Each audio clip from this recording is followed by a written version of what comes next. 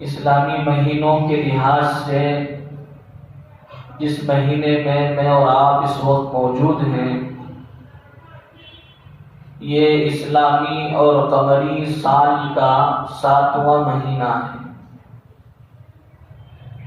جسے ماہ رجب المرجب کہا جاتا ہے۔ رجب کے معنی آتے ہیں تعظیم کے، عظمت کے۔ کانوا یعظمون الناس هذا الشہر، لکھا ہے کتابوں میں کہ ہر مہینے کو کسی مخصوص واقعے کی طرف، کسی مخصوص کام کی طرف نسبت کرتے ہوئے اس مہینے کا نام رکھا گیا۔ لیکن جب عرب میں اس مہینے ماہ رجب المرجب کے نام رکھنے کا موقع آیا تو دیکھا گیا کہ لوگوں کا اس کے تعلق سے کیا رجحان ہے، اس کے تعلق سے وہ لوگ کیا سمجھتے ہیں۔ تو پھر نتیجے کے طور پر، خلاصے کے طور پر، فیصلے کے طور پر یہ بات سامنے آئی کہ عرب کے اکثر افراد وہ ہیں جو اس مہینے کی تعظیم کرتے ہیں، عزت کرتے ہیں،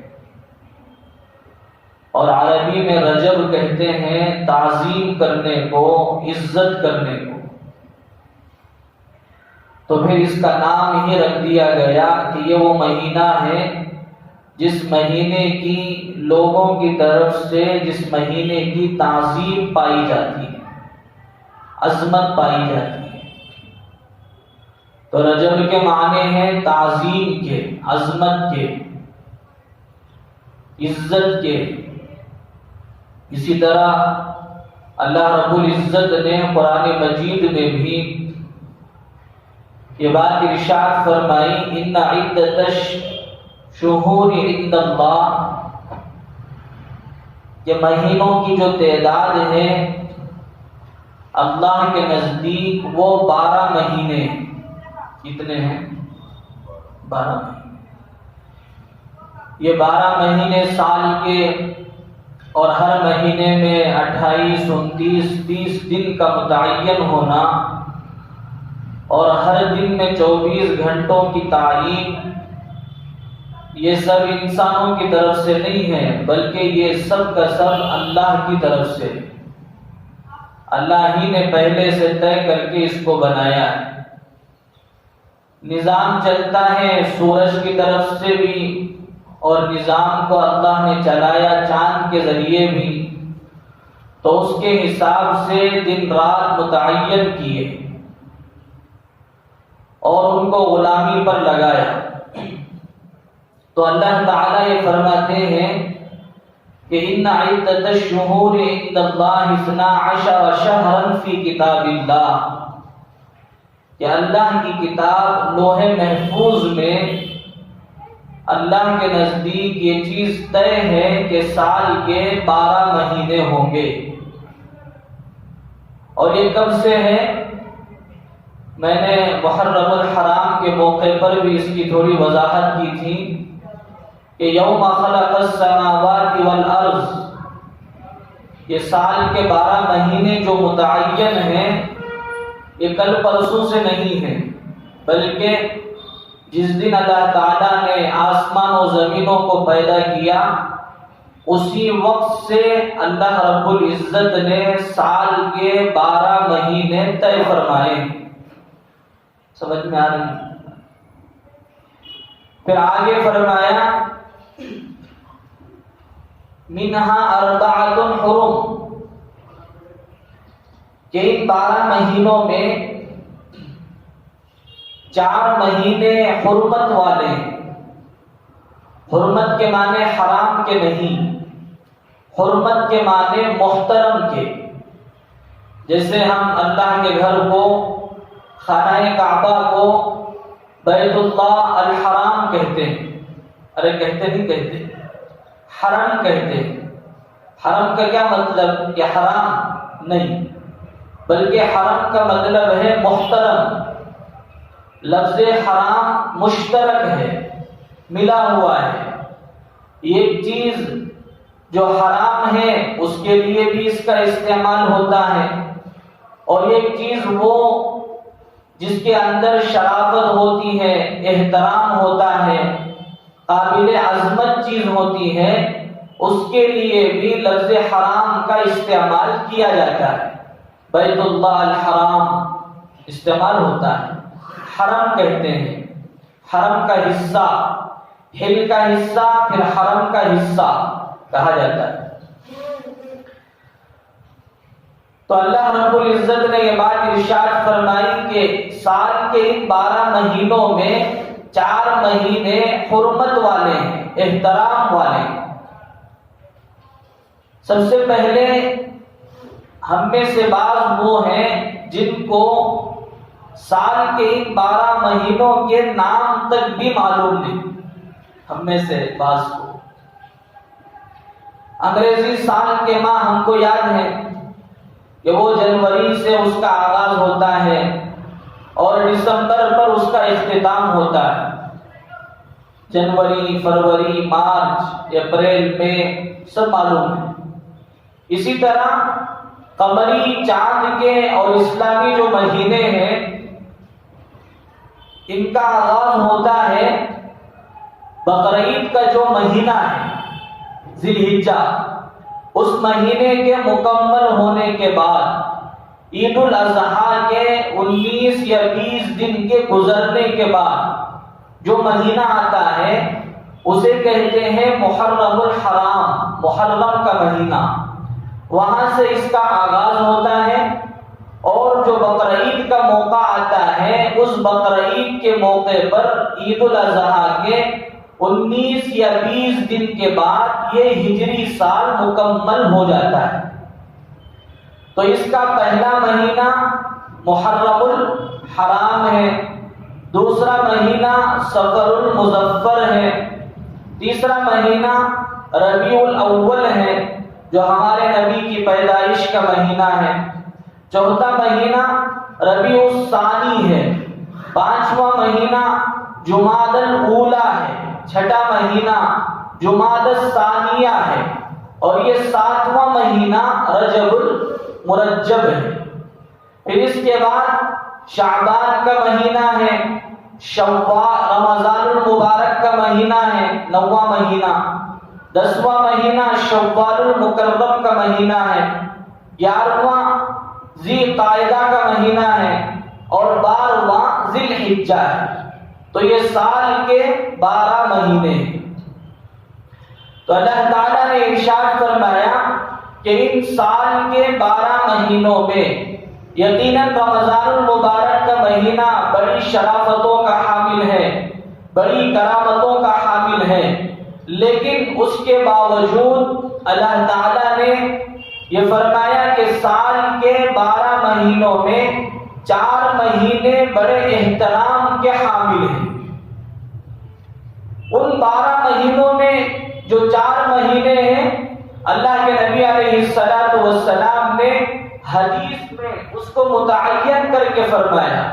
یہ فرمایا ان الزمان قد استدار كهيئته یوم خلق السماوات والارض، کہ زمانہ اپنی گردش پر، اپنی ہیئت پر چل رہا ہے، لگاتار پیچھے پیچھے پیچھے پیچھے زمانہ چل رہا ہے. ایک سال گزرتا ہے، دوسرا سال آتا ہے، دوسرا سال گزرتا ہے، تیسرا سال آتا ہے، تیسرا گزرا، چوتھا آیا، چوتھا گزرا، پانچواں آیا. تو آپ نے فرمایا ان الزمان قد استدار كهيئته، کہ زمانہ اپنی ہیئت پر، جیسے اس کی ہیئت ہے، جیسے اللہ نے اسے بنایا ہے، وہ اپنی ساخت پر، اپنی ہیئت پر لگاتار پیچھے پیچھے چل رہا ہے جیسے اللہ نے پیدا کیا تھا. پھر آپ نے فرمایا السنۃ 12 شہر، کہ سال اللہ نے 12 مہینے کا بنایا. کتنے مہینے کا؟ 12 مہینے کا. پھر آگے فرمایا منها 4 حرم، ان سال کے 12 مہینوں میں 4 مہینے وہ ہیں جو احترام کے لائق ہیں، جن کو اللہ نے شرافت والے بنایا، جن کو اللہ نے تعظیم والے بنایا، جن کو اللہ نے مقام والے مہینے بنائے، اس میں آپ نے فرمایا ثلاث متوالیات، 3 مہینے ایسے ہیں جو پے در پہ ہیں، ایک کے بعد دوسرا ہے، دوسرے کے بعد تیسرا ہے، اور تیسرے کے بعد تیسرا ہے، ایک ہے، 2 ہے، پھر 3 ہے، یہ 3 لگاتار ہیں، پے در پہ ہیں۔ وہ کون سے ہیں؟ آپ نے فرمایا ذوالحجہ، ذی قعدہ، ذوالحجہ اور محرم الحرام، کہ سال کا جو ختم ہوتا ہے اس ختم سے پہلے پہلے رمضان المبارک کے بعد شوال المکرم کا مہینہ ہے، اس کے بعد جو ذی قعدہ کا مہینہ ہے، یہ حرمت والے مہینوں میں پہلا مہینہ ہے، اور دوسرا مہینہ ذی الحجہ ہے، تیسرا مہینہ یہ محرم الحرام ہے، اور چوتھا مہینہ یہ ماہ رجب المرجب ہے، رجب المرجب کا مہینہ، تو یہ درمیان میں ہے، 7واں مہینہ ہے۔ آپ نے فرمایا ورجب مضر الذی بین جمادی و شعبان، کہ رجب کا مہینہ یہ شعبان اور جمادی الثانیہ کے بیچ میں ہے۔ ارے سمجھ میں آ رہا ہے نہیں آ رہا ہے؟ آ رہا ہے۔ اب جب یہ مہینہ آتا تھا تو آج کے اس جمعہ میں مجھے آپ کے سامنے 3 باتیں عرض کرنی ہیں۔ پہلی بات اس مہینے کی فضیلت، دوسری بات اس مہینے کے اہم تاریخی واقعات، اور تیسری بات اس مہینے کی ہمارے درمیان پائی جانے والی خلاف سنت، خلاف شریعت چیزیں۔ ٹھیک ہے؟ تو اس مہینے کی فضیلت کے لیے اس سے بڑی اور کیا بات ہو سکتی ہے کہ خود اللہ تعالیٰ نے اس کے بارے میں فرمایا کہ یہ مہینہ عزت والا ہے، یہ مہینہ حرمت والا ہے، یہ مہینہ شرافت والا ہے۔ منہا اربعۃ حرم، یہ 4 مہینے احترام والے ہیں، تو اس میں یہ مہینہ رجب المرجب کا ہے۔ جب اللہ نے خود ہی فرما دیا کہ یہ مہینہ حرمت والا ہے، یہ مہینہ عزت والا ہے، اس سے بڑی اور کیا فضیلت ہو سکتی ہے؟ سمجھ میں آئی؟ حضرت ابو بکر عراق رحمت اللہ علیہ اپنے زمانے کے بڑے ولی گزرے ہیں۔ حضرت فرمایا کرتے تھے کہ جو آدمی کوشش کر کے، محنت کر کے، مجاہدہ برداشت کر کے ان مہینوں کی قدردانی کرتا ہے، اس مہینے میں کچھ نیک اعمال کر لیتا ہے، تو اللہ تعالیٰ اس کی برکت سے سال کے بقیہ مہینوں میں اس اللہ کے بندے کو اللہ تعالیٰ نیک اعمال کے کرنے کی توفیق عطا فرماتے ہیں۔ جو آدمی کوشش کرتا ہے، اپنے آپ کو فارغ کر کے، وقت نکال کر ان مہینوں میں، جن کو اللہ تعالیٰ نے خود فرمایا کہ حرمت والے مہینے ہیں، ان مہینوں میں، ان مہینوں میں سے ایک رجب کا یہ مہینہ، اس مہینے میں اگر کوئی آدمی کوشش کر کے، مجاہدہ برداشت کر کے، اپنے آپ کو محنت کے ساتھ، قربانی کے ساتھ نیک اعمال پر لگاتا ہے، نمازوں پر لگاتا ہے، روزوں پر لگاتا ہے، اور دین کے دیگر اعمال پر اپنے آپ کو کوشش کر کے لگاتا ہے، اس کی برکت سے حضرت فرمایا کرتے تھے اللہ تعالیٰ سال کے بقیہ مہینوں میں اللہ اپنی طرف سے اسے نیک اعمال کی توفیق دیتے ہیں۔ تو کوشش کر کے ان مہینوں میں خوب اللہ کی عبادت کرنا ہے، ان مہینوں کا احترام کرنا ہے۔ اور آگے حضرت فرمایا کرتے تھے جو آدمی اپنے نفس پر اپنا کنٹرول کرتے ہوئے اور نفس کو اپنے کنٹرول میں رکھتے ہوئے گناہوں سے بچنے کی ان مہینوں میں کوشش کرتا ہے۔ اللہ تعالیٰ ان مہینوں میں گناہوں سے بچنے کی وجہ سے سال کے بقیہ مہینوں میں اللہ اسے اپنے کرم سے گناہوں سے بچا لیتے۔ ہمیں بس کوشش اس میں کرنا ہے، بقیہ اللہ توفیق دینے والے ہیں۔ یہی وجہ تھی کہ اللہ کے نبی علیہ السلام جب رجب المرجب کا مہینے کا چاند دیکھتے، رجب کا چاند دیکھتے تو آپ دعا کیا کرتے تھے، یہ کہتے ہیں اللہم بارک لنا فی رجب و شعبان، اے اللہ ہمارے لیے رجب کے مہینے میں برکت عطا فرما، کہ رجب کے مہینے میں برکت ہو، اس لیے کہ یہ حرمت والا مہینہ ہے، جس مہینے کی اللہ نے تعریف فرمائی وہ تعریف والا مہینہ ہے، لہذا کیا ہو، اے اللہ اس مہینے میں برکت عطا فرما، اس مہینے میں ایسا ماحول پیدا فرما اور ایسی برکتیں عطا فرما کہ وقت بہت لمبا ہو جائے، تیری عبادت بہت بڑھ جائے، تیرے احکام پر جتنا عمل کیا جائے جی لگے۔ حضور کو برکت کی کیا ضرورت ہے؟ حضور تو خود سراپا خیر ہے، سراپا برکت ہے، لیکن امت کو تعلیم دینا تھا کہ جب یہ مہینہ آئے تو غفلت سے نہ گزارو، عام مہینوں کی طرح اس مہینے کو مت سمجھو، بلکہ اللہ سے اس مہینے کی برکت چاہو۔ دیکھو کتنی بڑی فضیلت ہے، اسی فضیلت کے خاطر تو حضور فرما رہے ہیں کہ یہ برکت والا مہینہ کہیں آئے چلا جائے ایسا نہ ہو، بلکہ اے اللہ یہ حرمت والا، فضیلت والا، عظمت والا، کرامت والا مہینہ تو نے مجھے عطا فرمایا، اے اللہ اس مہینے میں برکت عطا فرما۔ تو حضور برکت کی دعا کر رہے ہیں، تو بطور خاص بدرجہ اولا ہم امتیوں کو اس بات کی ضرورت ہے کہ ہم اور زیادہ اللہ سے مانگیں، اور آگے حضور فرماتے تھے اے اللہ جب تو نے یہ حرمت والا مہینہ، یہ شرافت والا مہینہ تو نے اپنے فضل سے مجھے عطا کیا ہے، تو اس مہینے کے آنے کے بعد یہ مہینہ گویا کہ مقدمہ ہے۔ کرکٹ کھیلتے ہیں، کھیلنے سے پہلے گریز، ارے بولتے نہیں بولتے، فسپا گریز ڈال بھی پہلے، تو اللہ تعالیٰ چونکہ آگے بہت بڑا مہینہ آنے والا ہے، کون سا مہینہ؟ رمضان المبارک کا مہینہ، کہ جس میں یہ فرض پر عمل کرنا 70 فرائض پر عمل کرنے کے برابر ہے، اور نفل پر عمل کرنا گویا کہ فرض پر عمل کرنے کے برابر ہے۔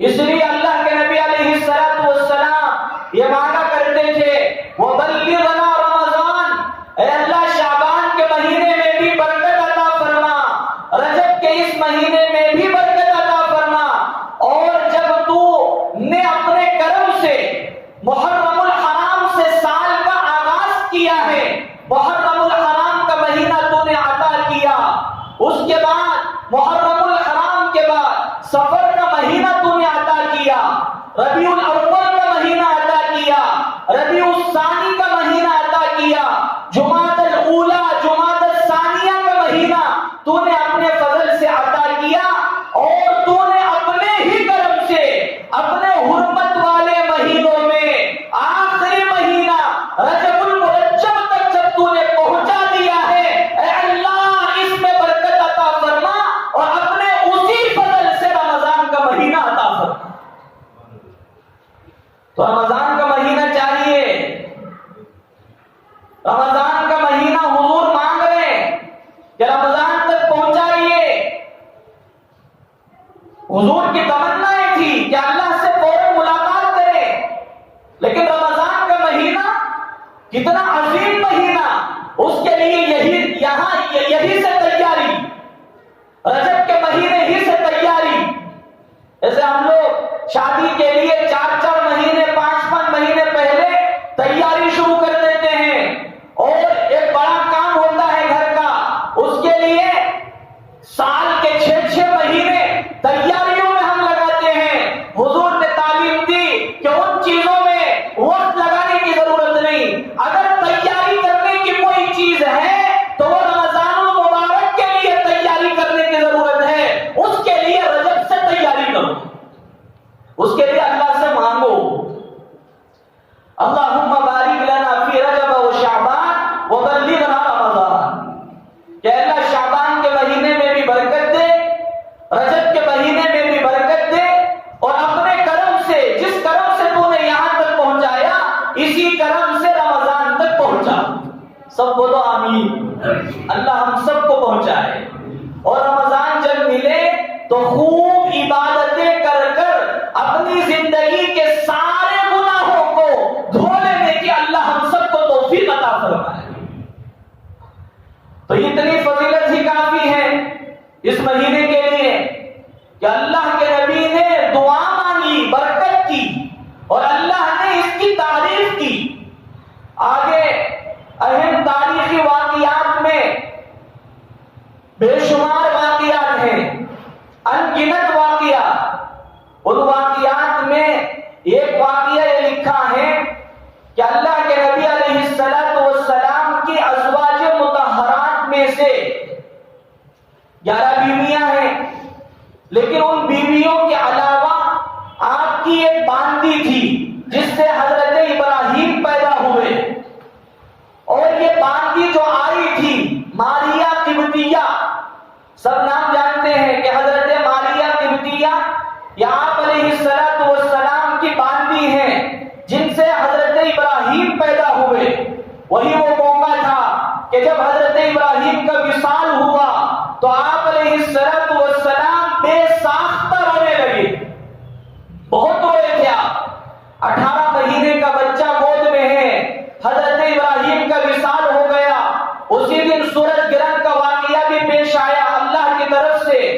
یہ کوئی ایسا نہیں ہے کہ نبی کے بچے کی وفات ہو گئی جس کی وجہ سے وہ واقعہ پیش آیا، یا وہ واقعہ پیش آیا جس کی وجہ سے حضرت ابراہیم کا وصال ہو گیا، ایسا نہیں تھا، اللہ کی طرف سے طے تھا۔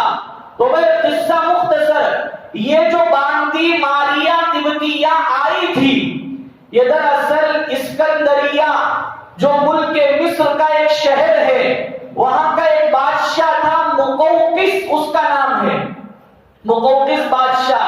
اللہ کے نبی علیہ السلام نے 2 ہجری میں جب آپ مکے چھوڑ کر مدینہ المنورہ تشریف لے گئے تو مدینے میں 2 ہجری میں آپ نے مقوقس بادشاہ کو خط لکھا، یہ لکھا کہ میں اللہ کی طرف سے نبی بنا کر بھیجا گیا ہوں، یہ اللہ پر ایمان قبول کر لو، اسی میں تمہارے لیے نجات ہے۔ تو جیسے ہی یہ خط لے کر صحابی رسول پہنچے تھے تو مقوقس بادشاہ جو ملک مصر کے ایک شہر اسکندریہ کا بادشاہ تھا، اس نے اللہ کے نبی علیہ السلام کے اس خط کی بہت تعظیم کی، بہت عزت کی، اور بدلے میں جواب میں لکھا کہ اللہ، میں یہ سمجھتا تھا، مجھے معلوم تھا کہ کوئی نہ کوئی آخری نبی آنے والے ہیں، میرا یہ گمان تھا کہ چونکہ ملک شام جو سیریا کا علاقہ ہے وہاں کئی ہزاروں انبیاء آئے ہیں، اور تاریخ میں لکھا ہے، علماء نے لکھنے والوں نے لکھا ہے کہ پورے فلسطین کا، ملک شام کا کوئی چپا، کوئی گوشہ ایسا نہیں جہاں کسی نہ کسی نبی کے قدم مبارک نہ پڑے۔ ہر چپا ایسا ہے جہاں یعنی تو کسی نبی کے قدم پڑے ہیں یا کوئی نہ کوئی فرشتہ آ کر اس جگہ پر قیام کیا ہے۔ تو ان ساری چیزوں کی وجہ سے میں یہ سمجھتا تھا کہ ملک شام سے کوئی اللہ کے آخری نبی آئیں گے، لیکن آپ نے جن علامتوں کا تذکرہ کیا اور جن باتوں کی آپ نے وضاحت کی، میں یہ سمجھتا ہوں کہ یقیناً آپ ہی اللہ کے آخری نبی ہیں، میں آپ پر ایمان قبول کرتا ہوں۔ اور اس نے بدلے میں 2 باندیاں بھیجی، ایک کا نام سیرین تھا اور دوسری باندی کا نام ماریہ قبطیہ تھا، اور 1000 مسقال سونا، اور وہاں مصر میں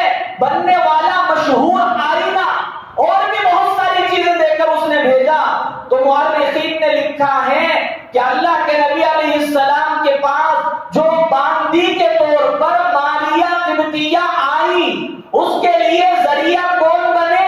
وہ حضور کا خط بنا۔ حضور کا یہ خط مقوقس بادشاہ کے پاس جس سال کے مہینے میں گیا ہے وہ مہینہ ماہ رجب المرجب ہے۔ حضور کی بیٹی حضرت فاطمہ الزہرا رضی اللہ عنہا اور حضرت علی رضی اللہ عنہ دونوں کا نکاح اسی مہینے میں ہوا، رجب المرجب کے مہینے میں ہوا۔ آگے یہ بھی لکھا ہے علماء نے، اللہ کے نبی علیہ السلام نے حضرت ابو عبیدہ بن جراح رضی اللہ عنہ، ایک صحابی رسول ہیں، جن کے متعلق فرمایا ہر قوم کا، ہر امت کا کوئی نہ کوئی امین ہوتا ہے، امانت دار ہوتا ہے۔ وہ امین هذه الامہ، اور اس امت کے امین سب سے زیادہ امانت دار صحابی رسول حضرت ابو عبیدہ بن جراح ہیں رضی اللہ عنہ۔ ان کو بشارت دی اللہ کے نبی نے۔ ان کے ساتھ آپ صلی اللہ علیہ وسلم نے 300 صحابہ کو روانہ کیا۔ ارے کتنے صحابہ کو؟ 300 صحابہ کو۔ ایک قبیلہ تھا، قبیلہ جوہینہ، جو اسلام کے خلاف بہت سازشیں کرتا تھا اور ہمیشہ یہ کوشش کرتا تھا کہ مسلمانوں کو کسی نہ کسی طرح ختم کر دیا جائے، اسلام کو جڑ سے کاٹ کر پھینک دے، اس کی ہمیشہ یہ فکر رہتی تھی۔ تو اللہ کے نبی علیہ السلام نے پوری حکمت، پوری بصیرت کے ساتھ 300 افراد پر مشتمل یہ قافلہ تیار کیا، 300 افراد کا۔ اس میں سردار بنایا حضرت ابو عبیدہ بن جراح رضی اللہ عنہ کو، اور حکم یہ دیا کہ سمندر کے ساحلی کنارے سے تم جانا، ان کی سازشوں کو معلوم کرنا، ان کو اسلام کی دعوت دینا، اگر قبول کر لے ٹھیک ہے، ورنہ ڈیفنس میں ان سے مقابلہ کرنا۔ تو یہ قافلہ چلا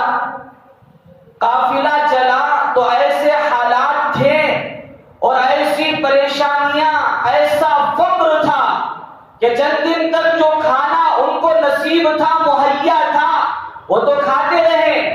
اس کے بعد پورے قافلے والوں میں سے کسی کے پاس کھانے کے لیے نہ روٹی موجود ہے، نہ کوئی اور چیز موجود ہے۔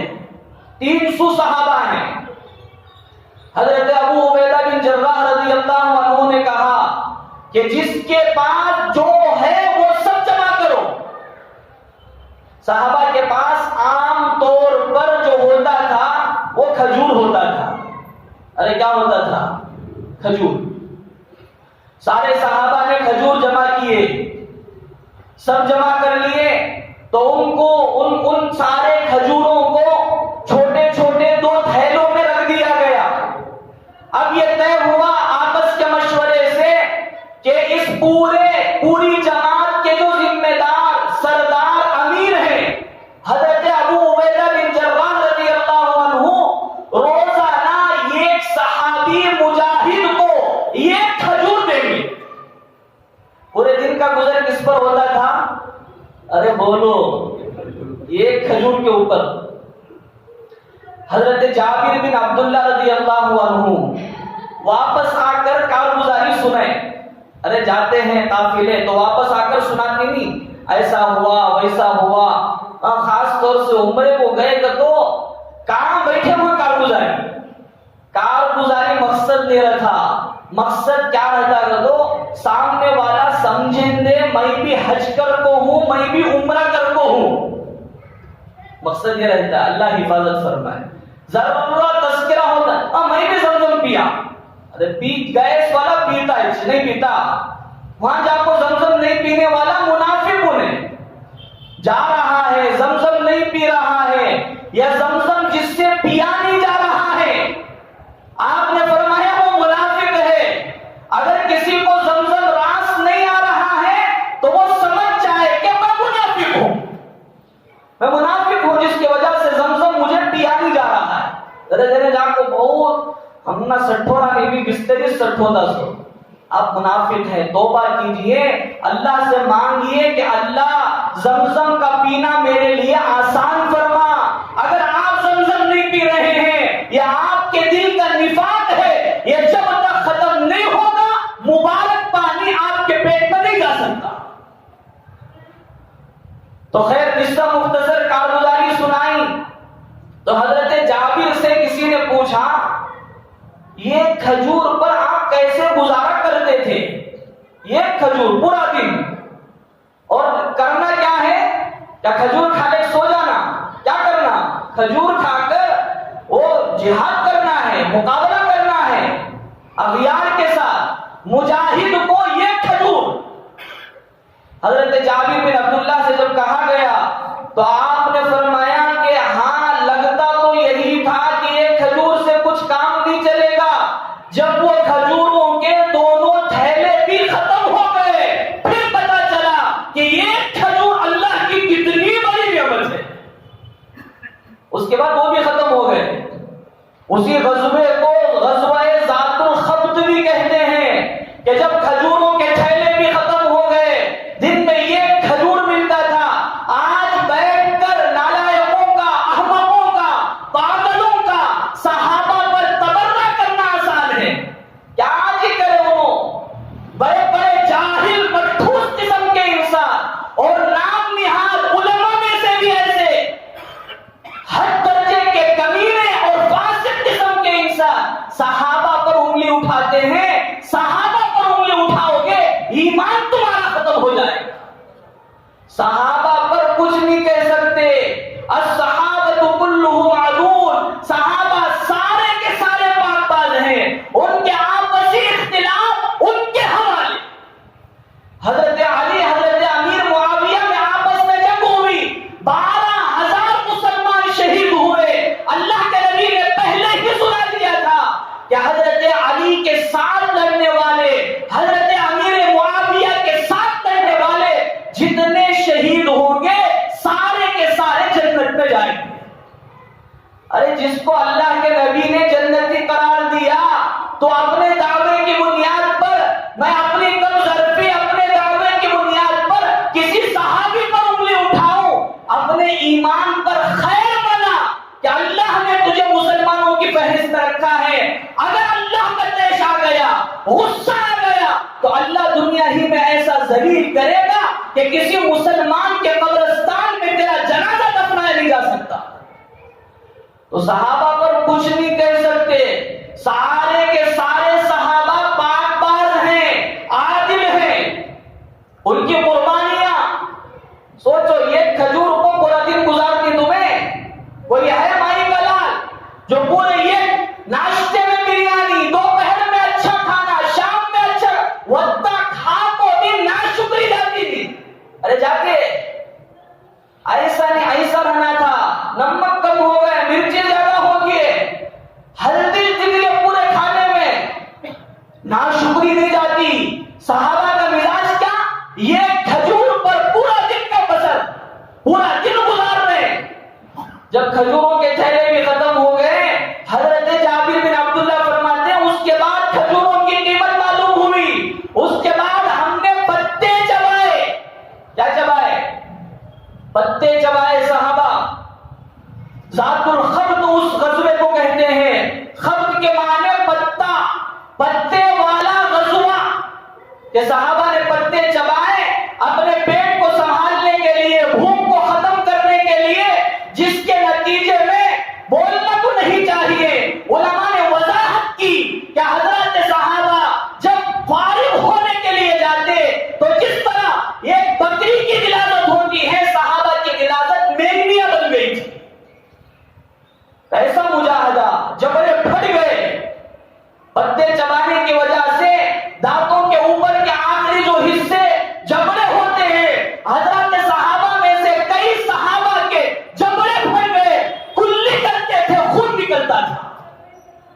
ایسا تنگی کا دور, ایسے فقر کا دور, ایسے فاقے کا دور, کوئی گلہ نہیں, کوئی شکوہ نہیں. جو شہید ہوتا وہ یہ کہتا فزت ورب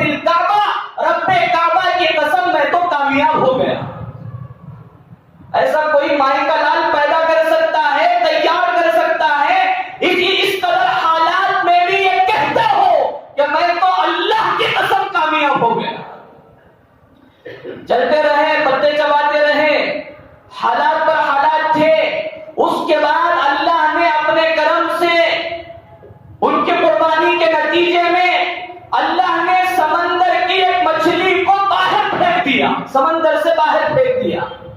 ارے سنے نہیں سنے مچھی کا واقعہ؟ سنی؟ پورا سن کر ہیں جانتے ہیں؟ سناؤں بس ختم کر دوں جی. امبر نامی مچھلی تھی، اس مچھلی کا نام امبر.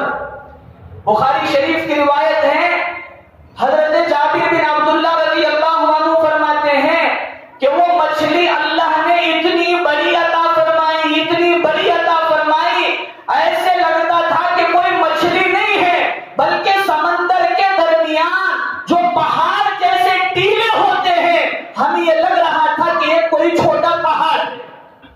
اللہ نے اتنی بڑی مچھلی صحابہ کے حوالے کر دیا.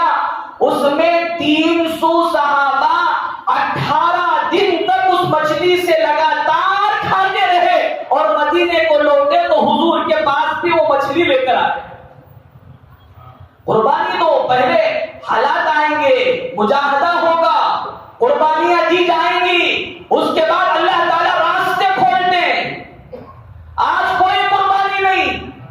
عزت کے خاطر ہر آمد در ہسی، عام باشد یا کبھی بلڈنگ ہو جانا، چاہے حلال سے بنو چاہے حرام سے بنو، عزت ہو جانا چاہے حلال راستے سے ملے چاہے حرام راستے سے ملے. آج ہی چھوٹا فون رکھی نا، 2 آدمیاں بولتے نہیں، تیسرے آدمی کو موقع نہیں دیتا، ای ایم آئی میں بھی لے لیتا، بجاج فائنانس میں بھی لے لیتا. جو راستہ جائز دکھے ناجائز دکھے اس میں خرید لیتا. کئی کو 2 جنے بولتا لے کون سے زمانے میں جی 2023 چل رہا ہے، کہاں 19 مہینہ تمہیں فوراً جا کو حلال حرام کچھ دیکھے بغیر فوراً لے لیتا. کئی کو میرا اسٹیٹس چل جاتا، بھائی میرا برانڈ کون سا برانڈ، مٹی سے پیدا ہوا تیرا کون سا برانڈ ہے؟ کوئی برانڈ نہیں.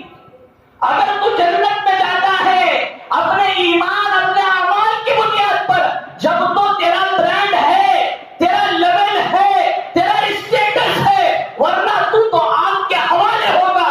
جو لکڑی آگ کے حوالے ہونے والی ہے، جو ایندھن آگ کے حوالے ہونے والا ہے، اس کا کیا اسٹیٹس ہے، اس کا کیا لیول ہے، اس کا کیا برانڈ ہے؟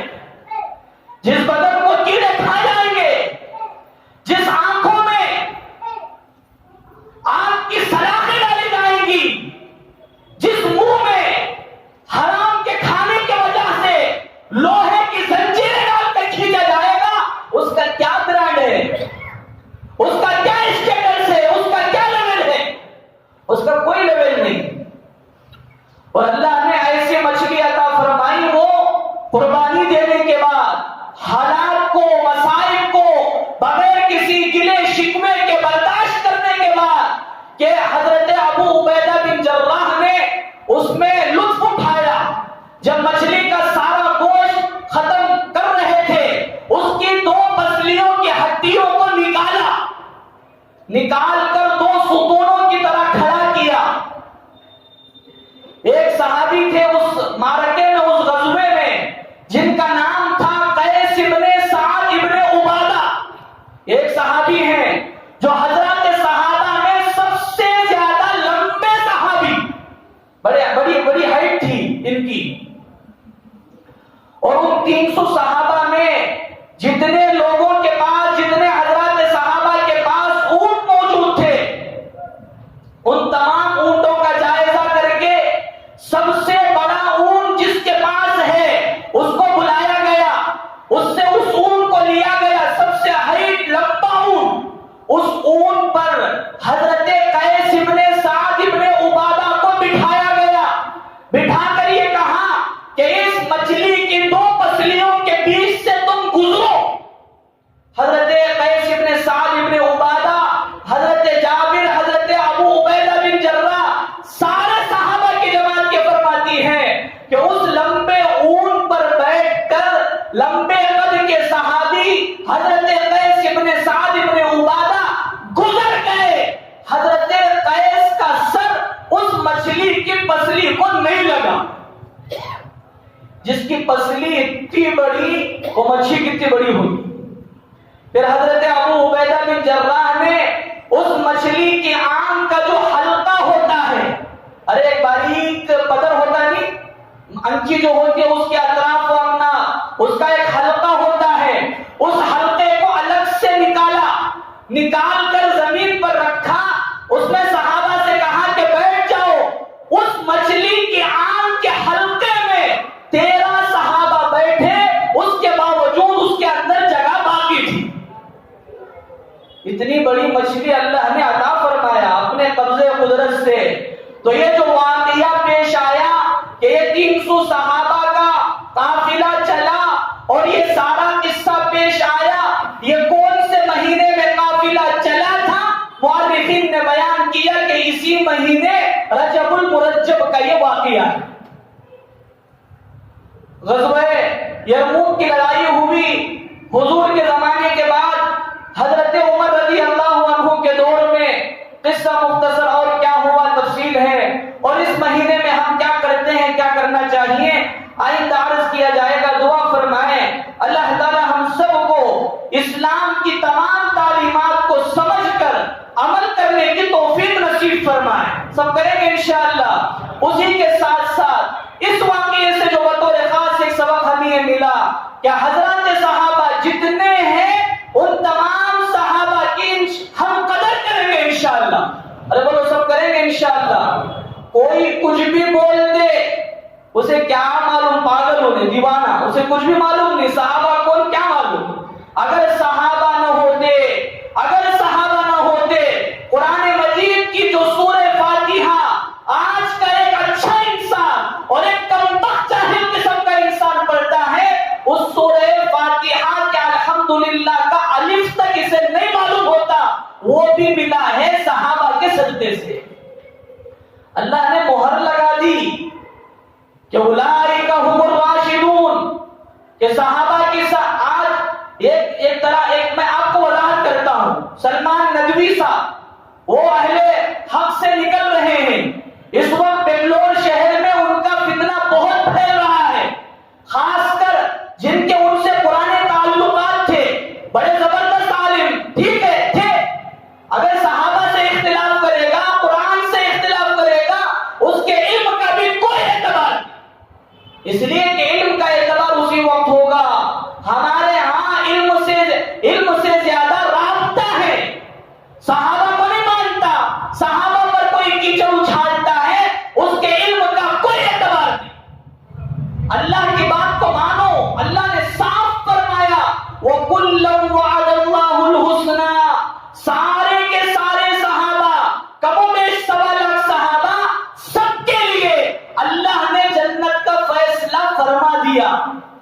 جن سارے صحابہ کے لیے اللہ نے جنت کا فیصلہ فرما دیا، جنتی ہیں وہ سارے، ان کے آپس کے کچھ اختلافات کو لے کر، کچھ غلط فہمیوں کو لے کر یہاں بیٹھ کر کیچڑ اچھالے، تجھ سے بڑا کوئی پاگل نہیں ہے، تجھ سے بڑا کوئی احمق نہیں ہے۔ اس لیے سمجھنے کی ضرورت ہے، ہم سب ارادہ کریں انشاءاللہ، کوئی کچھ بھی سمجھائے، کیسا بھی سمجھائے، ہم سارے صحابہ کو پاک باز مانتے ہیں۔ سب بولو، ارے زور سے بولو، کہاں وہ قیمتی موتیاں کہاں جھڑ جاتی گی، ڈرتے رہتی، کہاں وعدہ کر رہے کیا ہو جاتے، کیا بھی ہماری جنت ہو سکتی ہے اگر ہم نے صحابہ پر کامل، اس لیے کہ اللہ نے صاف فرمایا اگر ہدایت چاہتے ہو اس طرح ایمان لے آؤ جس طرح صحابہ لے آئے۔ فَإِنْ آمَنُوا بِمِثْلِ مَا آمَنْتُمْ بِهِ فَقَدِ اهْتَدَوْا، جس طرح صحابہ ایمان لائے اس طرح اگر وہ لوگ ایمان لاتے ہیں تو پھر تو وہ ہدایت کے راستے پر ہیں، ورنہ ان کو قیامت تک ہدایت نہیں مل سکتی۔ اللہ تعالی ہم سب کو ایک چیز تو یہ کہ سارے صحابہ کو پاک باز عادل سمجھنے کی اور اس میں ان کے آپسی اختلافات میں نہ پڑنے کی اللہ ہم سب کو توفیق نصیب فرمائے۔ اسی کے ساتھ ساتھ چونکہ یہ مہینہ رجب المرجب کا مہینہ جس کے متعلق اللہ نے فرمایا کہ یہ حرمت والا مہینہ ہے، اس کی قدر، اس کی عظمت یہی ہے کہ ہم چاہ کر کوشش کر کے اس مہینے میں کثرت کے ساتھ نیک اعمال کرنے والے بن جائیں۔ اللہ تعالی ہم سب کو عمل کی توفیق عطا فرمائے۔ آمین۔ وآخر دعوانا ان الحمد للہ رب العالمین۔